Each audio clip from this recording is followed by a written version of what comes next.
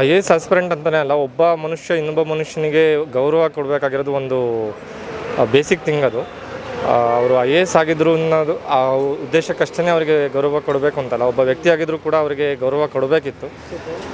ಆದರೆ may be ಅಧಿಕಾರದ ಏನಂತಾರೆ ಅದಕ್ಕೆ ಮದ ಆ ಥರದ್ದು ಇದರಲ್ಲಿ ಅವರು ಆ ಥರ ಹೇಳಿರ್ಬೋದೇನೋ.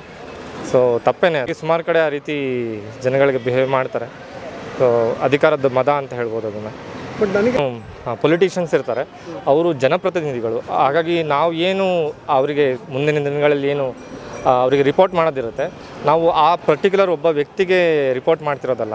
ನಾವು ಅವರು ಏನು ಎಲೆಕ್ಟೆಡ್ ಆಗಿ ಬಂದಿದ್ದಾರೆ, ಆ ಎಂಟೈರ್ ಅಷ್ಟು ಪಾಪ್ಯುಲೇಟೆಡ್ ಅಷ್ಟು ಜನನ್ನ ಅವರು ರೆಪ್ರೆಸೆಂಟ್ ಮಾಡ್ತಿರ್ತಾರೆ. ಹಾಗಾಗಿ ಅವರಿಗೆ ಕೊಡೋ ಗೌರವ ಆಗಿರಲಿ, ಅವರಿಗೆ ರಿಪೋರ್ಟ್ ಮಾಡೋದನ್ನು ಆಗದ ಏನಿರಲಿ, ಅದು ಅಷ್ಟು ಜನಕ್ಕೆ